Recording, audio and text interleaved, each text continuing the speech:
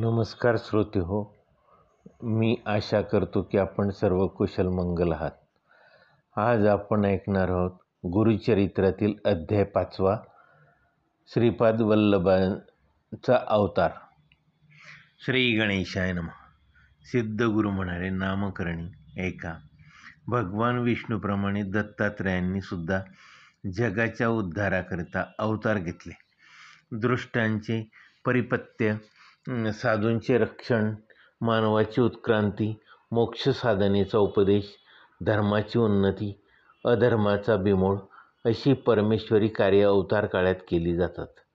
पिठापूर नावाच्या गावात आपळराज नावाचे आपस्तंभ शाखेचे गृहस्थ आपल्या सुमती नावाच्या पत्नीसह राहत होते. सुमती प्रतिव्रता सदाचरणी होती. साधूचे अभ्यागताचे स्वागत करण्यात तत्पर असे. एकदा अमावास्येच्या दिवशी आपळराजेकडे श्राद्ध होते. श्राद्धाकरता ब्राह्मण जेवायस यायचे होते. ते जेवायला येण्यापूर्वीच अतिथी वेशात श्री दत्त आपळराजाच्या घरी गेले. त्यांनी भिक्षा मागतात अतिथीला विनमुख पाठवायचे नाही या श्रद्धेने सुमतीने अतिथी वेशातील दत्तात्रयाला भिक्षा म्हणून भोजन वाढले. प्रसन्न होऊन दत्तात्रयांनी तिला त्रैमूर्ती स्वरूपात दर्शन दिले. सुमतीला परमानंद झाला. तिने दत्तस्तुती केली. दत्तांनी तिला वर मागायला सांगितले. ती म्हणाली, हे जगन्नाथा, माझ्या मनातील इच्छा पूर्ण करण्यास तू समर्थ आहेत. तू अनेकांच्या इच्छा पूर्ण केल्यास. मला आपल्यासारखा सर्व गुणसंपन्न, ज्ञानी, जगद्वंद्य, तपस्वी असा पुत्र व्हावा. कारण मला अनेक पुत्र झाले, पण ते सर्व अल्पायुषी होते. ते दोघे जगले ते आंधळे पांगडे मूर्ख आहे. त्यांचा काही उपयोग नाही. चिती प्रार्थना ऐकून श्री दत्त म्हणाले, तुमच्या कुळाचा उद्धार करील असा महान तपस्वी पुत्र तुम्हाला होईल. तुमचे दैन्य दूर करील, पण तुम्ही त्याचे वचन पाळा. असे सांगून श्री दत्त अंतर्ध्यान पावले.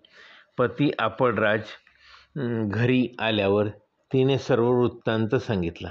श्राद्धांचे ब्राह्मण जेवण्यापूर्वी आपण अतिथीला भोजन भिक्षा घातली, यामध्ये काही चुकले का असे तिने पतीला विचारले. तेव्हा आपळराजा म्हणाला, माहूर, करवीर क्षेत्र व पाताळेश्वर येथे श्री दत्तात्रयांचा निवास असतो. विविध वेश घेऊन ते भिक्षेसाठी येतात असे मी दत्तात्रयाबरोबर ऐकले आहे. तू योग्य तेच केलेस. माध्यान्हकाळी कोणीही अतिथी भिक्षेसाठी आल्यास त्याला भिक्षा घालण्यात चुकू नये. माझे पितर तर एकाच भिक्षेने तृप्त झाले, कारण दत्तरूपी साक्षात भगवान विष्णूच आपल्याकडे आले. त्यांनी तुझी परीक्षा घेतली. काही दिवसानंतर सुमतीला पुत्र झाला. विप्रांनी त्याचे भविष्य सांगितले की हा जगाला दीक्षा देणारा जगद्गुरू होईल. दत्तात्रयाच्या वरदानाने आपल्याला पुत्र झाला आहे, म्हणून मातापित्यांनी त्याचे नाव श्रीपाद असे ठेवले. श्रीपाद अतिशय तेजस्वी होता. 7 वर्षाचा झाल्यावर पित्यांनी त्याची थाटात मुंजे केली. श्रीपाद चारी वेद, मीमांसा, तर्कशास्त्र विस्तारपूर्वक म्हणून दाखवू लागला. व्यवहार, वेदांत वाच्य, न्याय अशा गहन विषयावर अधिकारवाणीने बोलू लागला. सदाचार, पाप, पुण्य, प्रायचित्ते सारे ज्ञान लोकांना सांगू लागला. सर्वांना या गोष्टीचे नवल वाटू लागले. आपळराज व सुमती यांना आनंद वाटे याचे मन अभिमानाने भरून येई. श्रीपाद मुमुक्षांना ज्ञानदान देऊ लागला. त्यांची कीर्ती वाढू लागली. आता तो 16 वर्षाचा झाला. त्याचे लग्न करावे असे मातापित्यांना वाटू लागले. हा विचार त्यांनी श्रीपादला जवळ घेऊन बोलून दाखवला. त्यावर श्रीपाद म्हणाला, आई, वैराग्य श्री वाचून मला सर्व स्त्री या माते समान आहेत. मी तपस्वी, ब्रह्मचारी, योगरूपी श्री हीच माझी पत्नी. आता माझे नाव श्रीपाद श्री वल्लभ म्हणून प्रसिद्ध होईल.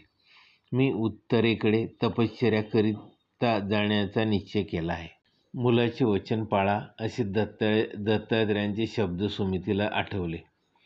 श्रीपादच्या सांगण्याप्रमाणेच आपले हित असे समजून घेऊन परंतु हताश विनम्रपणे ती म्हणाली, तू आम्ही उभयतांना आमच्या वृद्धपणी आधार देशील या आशेवर आम्ही होतो. आता तूच जर आम्हाला सोडून तपश्चर्येसाठी दूर जाणार आहे, मग आमचा सांभाळ कोण करणार? बाळ, तुझे दोन्ही बंधू अंध आणि पंगू आहेत. ते आम्हाला इच्छा असून सांभाळण्यास असमर्थ आहेत. तू आमचे दैन्य दूर करशील अशी तुझ्याकडून आमची अपेक्षा होती. आई, तू अजिबात काळजी करू नकोस. असे म्हणून श्रीपादने आपल्या दोन्ही भावाकडे अमृतमय कृपादृष्टीने पाहिले. त्या क्षणी चमत्कार झाला आणि दोन्ही भावांचे व्यंगे नाहीसे होऊन ते सदृढ, तरुण, सुंदर, महाज्ञानी झाले. धावत जाऊन त्यांनी आईवडिलांचे चरण धरले. परिसाच्या स्पर्शाने लोखंडाच्या सोन्याचं रूपांतर व्हावे, त्याप्रमाणे त्या भावांचे जीवन कृतार्थ झाले. आपले जीवन अनुग्रहित करण्यासाठी या अवतारी पुरुषाने आपल्या पोटी जन्म घेतला, अशा विचाराने सुमतीच्या डोळ्यातून कृतज्ञतेचे अश्रू वाहू लागले.